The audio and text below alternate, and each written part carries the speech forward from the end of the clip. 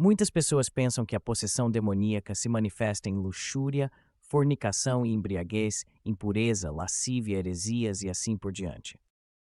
Mas isso não é necessariamente verdade, e a Bíblia nos revela isso.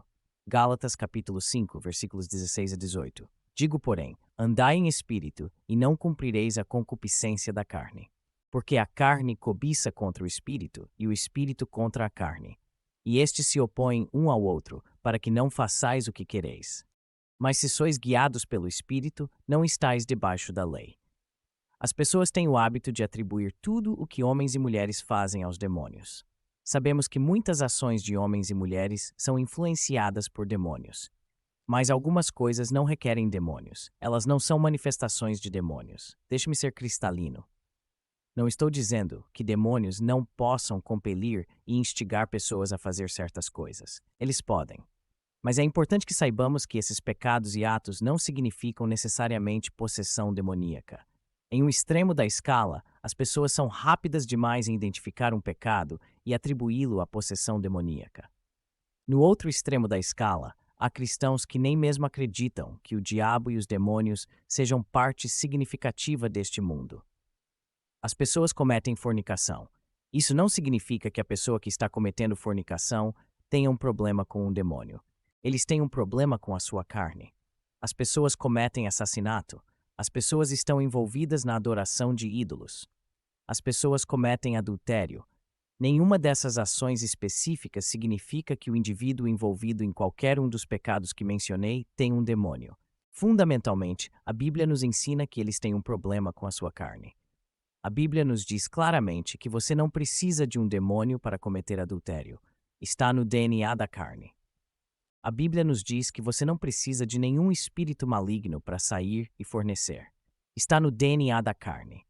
Não consigo dizer a quantidade de pessoas ao longo dos anos com quem falei que vieram até mim em lágrimas, dizendo que tem um demônio porque não conseguem parar de fornicar. E minha resposta a eles, repetidas vezes, é que o seu problema não é com o demônio, seu problema é com a carne. A Bíblia afirma isso. A Bíblia atesta essa verdade. Gálatas capítulo 5, versículos 19 a 21. Agora as obras da carne são manifestas, as quais são estas: adultério, fornicação, impureza, lascívia, idolatria, feitiçaria, inimizades, porfias, ciúmes, iras, discórdias, dissensões, facções, invejas, homicídios, bebedices, glutonarias e coisas semelhantes. Das quais vos declaro, como já antes vos disse, que os que cometem tais coisas não herdarão o reino de Deus. Das quais vos declaro, como já antes vos disse, que os que cometem tais coisas não herdarão o reino de Deus. Que aqueles que praticam tais coisas não herdarão o reino de Deus. A Bíblia não diz que as obras dos demônios são manifestas. Não, a Bíblia diz que as obras da carne são manifestas. A Bíblia diz que embriaguez, ódio, fornicação, luxúria, adultério e todas as outras formas de mal não são manifestações de demônios, mas sim manifestações da carne. Uma quantidade tremenda de pessoas permanece por tanto tempo nessa manifestação de demônios estação, sem entender que é a sua carne o problema. Enquanto você está lutando contra principados e potestades, está ocupado dormindo com o inimigo, e o inimigo é a carne. Apenas olhe para o tipo de pecados aos quais a carne pode te levar: adultério, fornicação, impureza, lascívia, idolatria, feitiçaria, ódio, contenda, ciúmes, ira, discórdias, facções, invejas, homicídios, embriaguez, orgias. Você não precisa de um demônio para fazer qualquer destas coisas. A carne quer cometer adultério, a carne quer contar mentiras, a carne quer cobiçar porque isso faz bem, a carne quer matar porque se alimenta de vingança e falta de perdão. A carne quer construir ídolos, a carne quer ter tudo, a carne é toda centrada em si mesma. A carne é toda sobre autogratificação. A carne é toda sobre autojustiça. Estas são as obras da carne.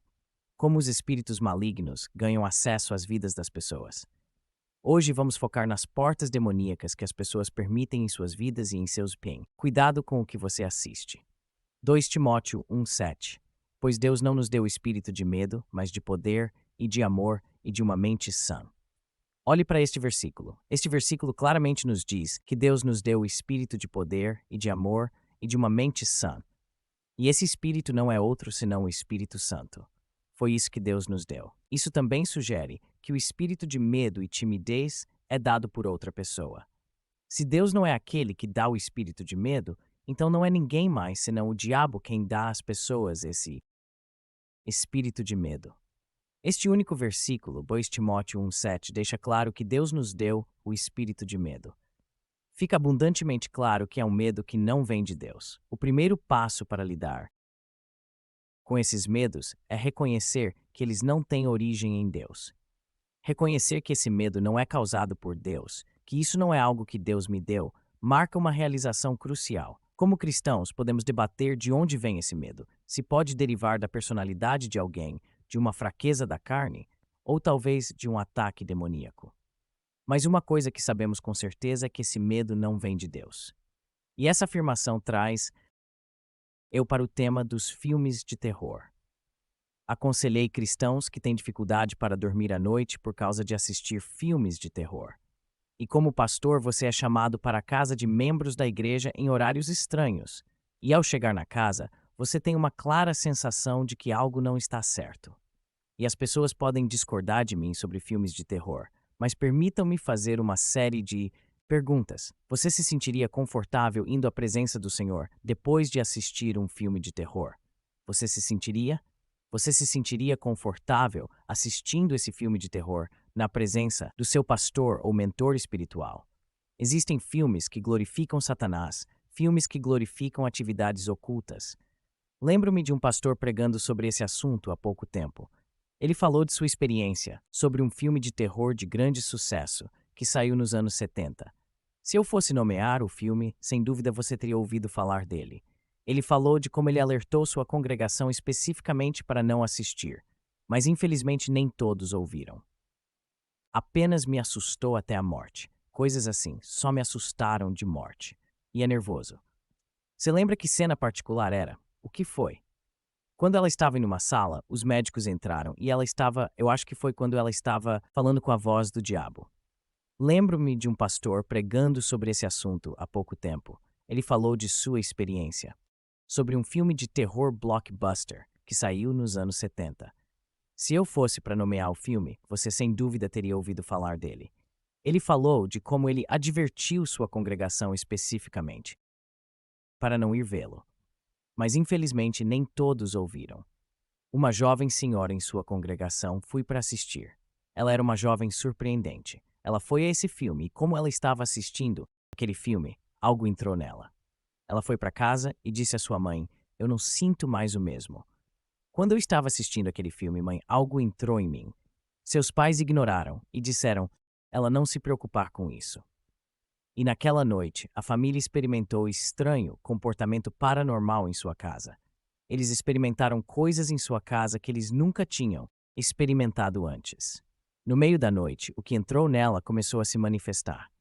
Minha experiência com este filme tem sido incrível, especialmente com pessoas desmaiando. No meio do filme, o filme começa a ficar bastante violento e as pessoas ficam bastante reações incomuns. E nós temos um monte de gente vomitando e um monte de gente tremendo. Mas a coisa que realmente me surpreende é as pessoas desmaiarem. Quero dizer, eu nunca na minha vida conheci um filme onde as pessoas fraco. Quero dizer, é difícil. Pergunto-me alguns cristãos que argumentam que assistir horror filmes não são ruins. Mas meu irmão e irmã, vocês estão abrindo portas para sua vida. Há filmes e programas de TV de práticas ocultas e bruxaria, onde os diretores e os roteiristas trazem bruxas reais e pessoas reais que estão fortemente envolvidas no ocultismo para criar elementos reais de seus programas de TV. Sim, você ouviu isso corretamente. Eles contratam pessoas reais envolvidas nessas coisas para tornar seus programas de TV ou filmes mais realistas. Alguns dos cantos e feitiços ou decretos são reais e produzidos por bruxas reais e pessoas reais envolvidas no ocultismo. E eu pergunto quantos cristãos inconscientemente assistir a esses shows, pensando que é tudo diversão e jogos, quando na realidade eles estão ouvindo feitiços reais ou experimentando feitiços reais. Oculto. Como cristão, claro e simplesmente colocado, eu tenho que ser seletivo sobre as coisas que eu assisto. Como Christian, eu não posso assistir tudo e ir a todos os lugares. Agora vamos dar uma olhada em um caso de um indivíduo que estava possuído por demônios. Atos capítulo 16, versículos 16 a 18. E aconteceu que, como fomos para a oração, uma certa donzela possuído com o espírito de adivinhação nos encontrou, que trouxe a mente do seu mestre para mim. E eu pensei, bem, eu vou ter que ir para o inferno. Eu vou ter que fazer vá para o inferno. E eu pensei, bem, eu vou ter que ir para o inferno. Eu vou ter que ir para o inferno. E isso ela fez muitos dias. Mas Paulo, entristecido, voltou-se e disse ao espírito: Ordeno-te em nome de Jesus Cristo que saias dela. E ele saiu na mesma hora. Atos capítulo 16, versículos 16 a 18, relata um evento notável onde confronta uma escrava com um espírito de adivinhação que rendeu substanciais lucros para seus mestres, prevendo o futuro. O trecho indica que a habilidade de prever o futuro ou fornecer insights sobrenaturais não era um talento inocente, mas derivava de possessão demoníaca. Tal instância na Igreja primitiva destaca a postura cristã de que qualquer prática ou poder que não honra a Deus, especialmente quando usado para exploração e lucro, não é de origem divina, mas demoníaca.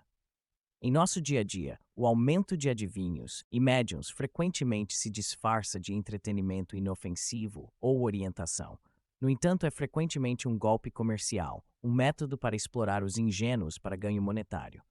No entanto, em raras ocasiões em que essas previsões são preciso e não resultado de suposições inteligentes ou manipulação psicológica, poder-se-ia argumentar que tais insights derivam do mesmo origem divina e demoníaca.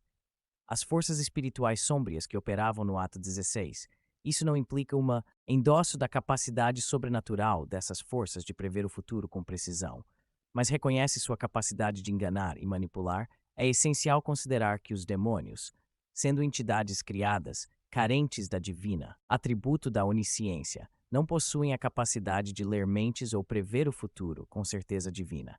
Somente Deus é onisciente, no entanto, sua existência antiga lhes concede amplo conhecimento sobre os seres humanos, história e comportamento que lhes permitem fazer suposições educadas que podem parecer proféticas.